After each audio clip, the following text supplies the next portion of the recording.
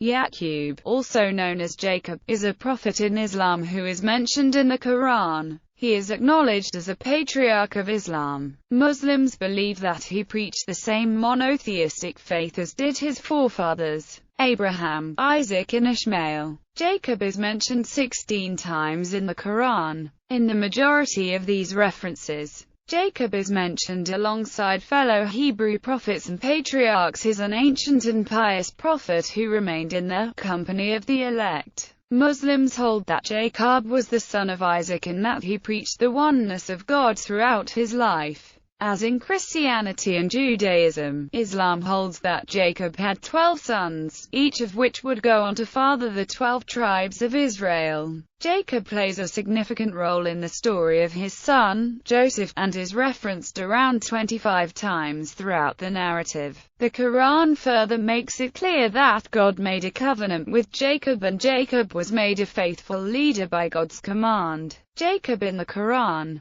Jacob is mentioned by name in the Quran around 16 times. Although many of these verses praise him rather than recount an instance from his narrative, the Quran nonetheless records several significant events from the life of Jacob. Although Muslim tradition and literature greatly embellishes upon the narrative of Jacob, the earliest event involving Jacob in the Quran is that of the angels giving glad tidings to Abraham and Sarah of the future birth of a prophetic son by the name of Isaac as well as a prophetic grandson by the name of Jacob. The Quran states, "When he had turned away from them and from those whom they worshipped besides Allah, we bestowed on him Isaac and Jacob, and each one of them we made a prophet." Quran, Surah 19, Ayah 49. The Quran also mentions that Abraham taught the faith of pure monotheism to his sons, Ishmael and Isaac, as well as Jacob.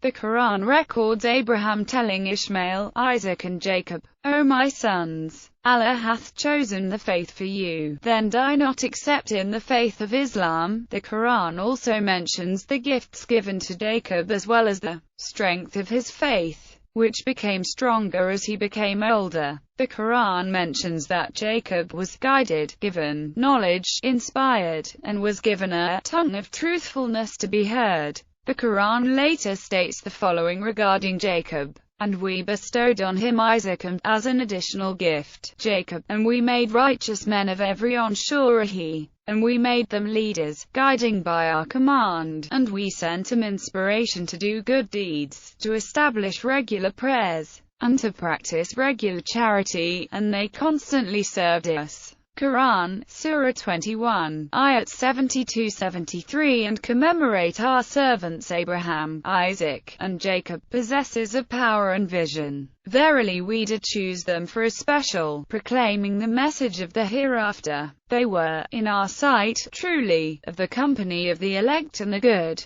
Quran, Surah 38, Ayat 45-47. Jacob's next significant mention in the Quran is in the narrative of the Surah, Yusuf. Joseph's story in the Quran opens with a dream that Joseph had one night, after which he ran to his father Jacob, saying, "Behold, Joseph said to his father, O my father, I did see 11 stars and the sun and the moon. I saw them prostrate themselves to me." Jacob's face filled with delight at what he had heard from the young Joseph, and the aging prophet immediately understood what the dream meant. Jacob could foresee that his son would grow up to be the next prophet in the line of Abraham, and it would be Joseph who would keep the message of Islam alive in the coming years. Jacob's older sons, however, felt that their father loved Joseph and Benjamin, Jacob's youngest son, more than him. Jacob knew about their jealousy and warned the young Joseph about it.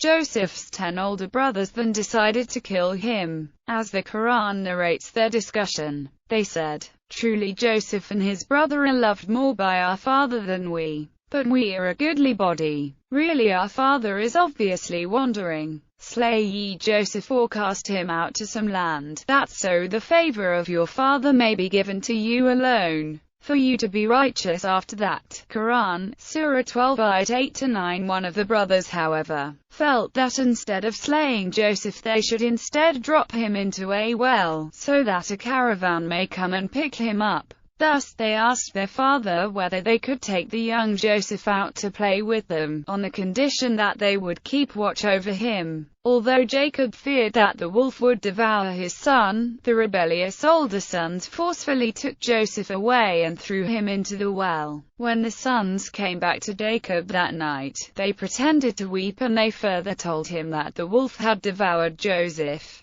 To trick their father, they stained Joseph's shirt with false blood, but Jacob, who had been gifted with knowledge, knew this was a false concoction that they had devised. Although Jacob did worry over the loss of Joseph, he remained steadfast to God throughout his grief. As the years passed, the young Joseph grew up into a man in Egypt. Jacob, meanwhile, was back at home in Canaan, where his sons would constantly bother him about his repeated praying to God for the return of Joseph. Although Jacob frequently complained to God, it was never for God's doings, but out of the distractions of his own mind and his occasional breaking out of the bounds of patience he had set for himself. He constantly ignored the wicked taunting of his sons and would forgive them and try to give them sound advice. One day, Jacob decided to send his sons on an errand, telling them to go to Egypt in search of Joseph and Benjamin. His sons, for the first time, listened to him and departed for Egypt. When one of Jacob's sons returned to Canaan with the good news of Joseph and Benjamin in Egypt, he came with a shirt that Joseph had given him, which he had told him to cast over their father's face, to remove Jacob's blindness and grief. Thus, the son followed the instructions and did as Joseph said, restoring Jacob's physical and mental vision. Once Jacob's sight had been restored, the whole family began the trek to Egypt, to meet Joseph and the other sons again. Once they arrived, the father and son met each other with great love and were reunited in peace once again.